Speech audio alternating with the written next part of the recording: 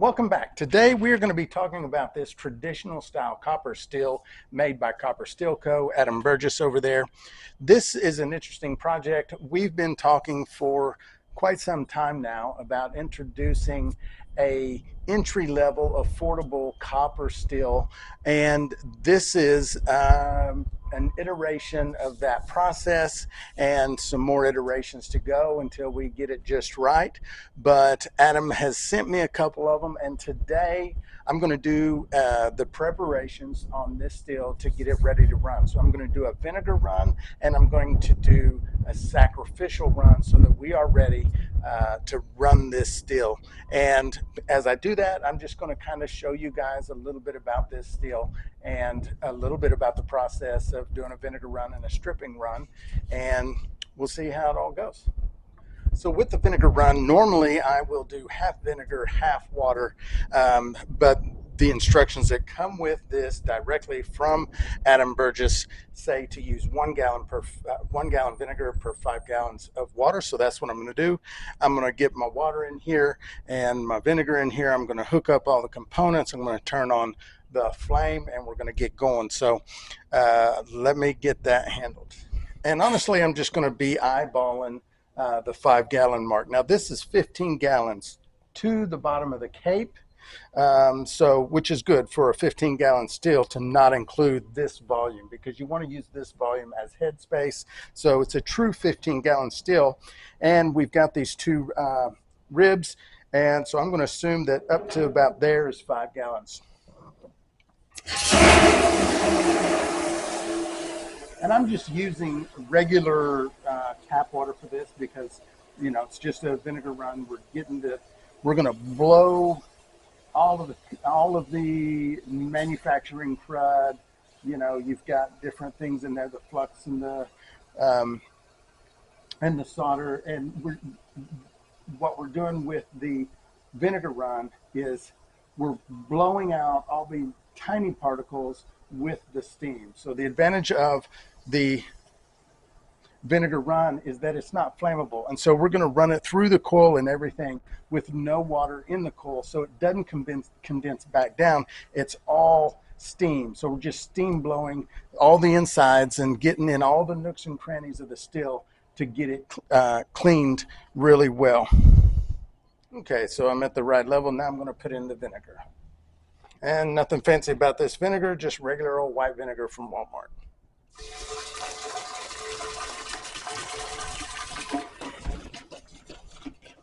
Now that we have everything in the still, I'm going to go ahead and turn on the flame, let it start heating up while I'm connecting all the other components, because it'll only take me a little bit to connect all the components, but it'll take a long time for it to heat up.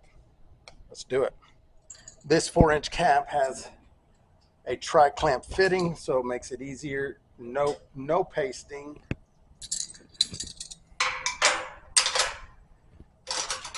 Put that on, tighten it up so that it doesn't leak. Then we've got these two copper unions right here.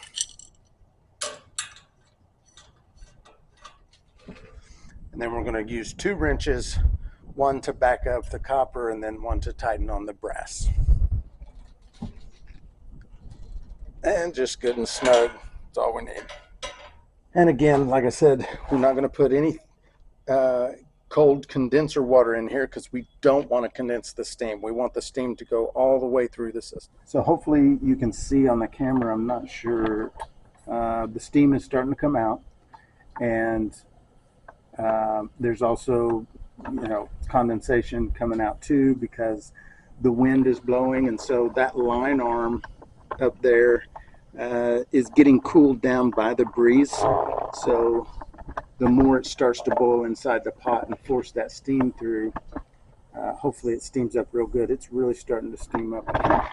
It doesn't look like you can tell on the camera, but I'm doing this outside because the vinegar smell is so strong.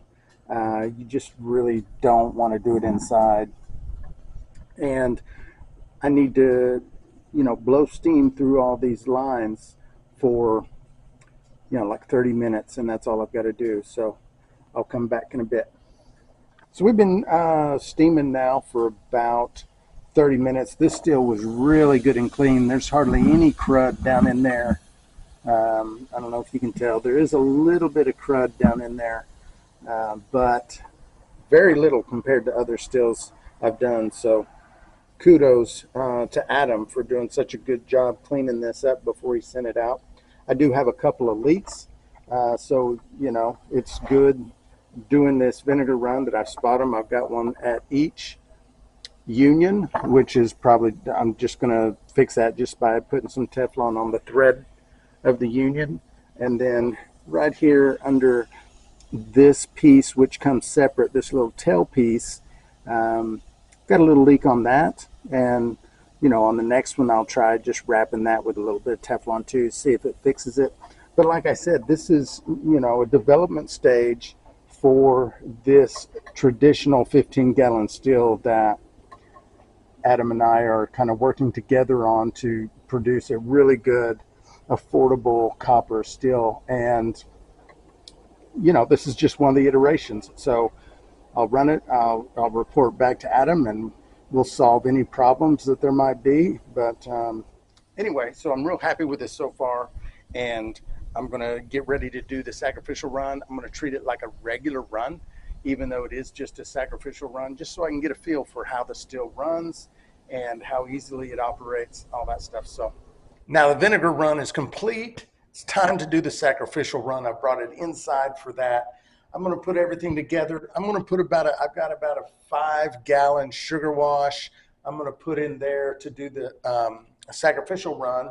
I'm going to put all the components together. I'm going to hook up my water pump and my circulation reservoir, get everything set up, and start making this sacrificial run. Now, what I anticipate to find is that the first few jars coming off of the still are going to have a bluish tint because we did do the vinegar run. It's a new copper still. That vinegar kind of accelerates a patina, so there's going to be, you know, the bluish color stuff inside the copper, or inside the steel and in the copper lines.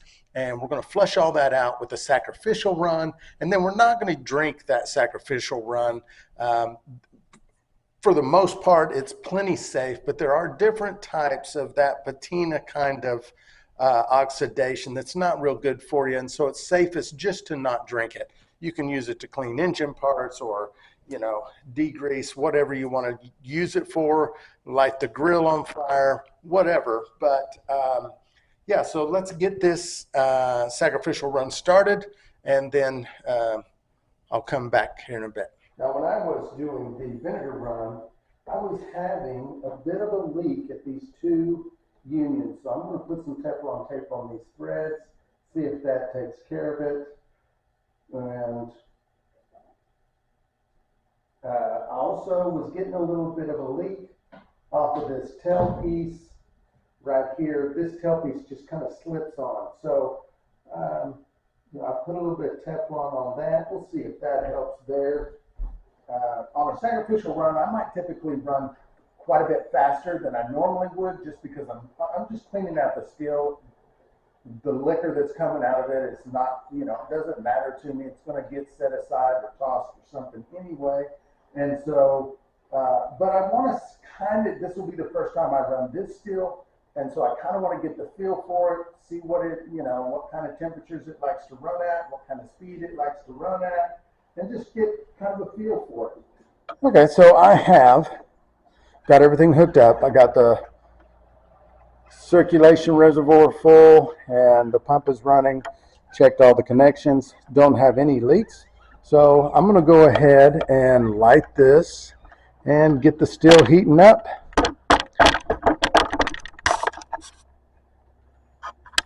So we just started getting some drips on this sacrificial run, and as you can see, we are getting a blue tint, and this is very common. This is the patina on the inside of the copper getting cleaned off by the alcohol, and it's pretty common for beginners to think this is something wrong, and it's not. So it is the sacrificial run, and the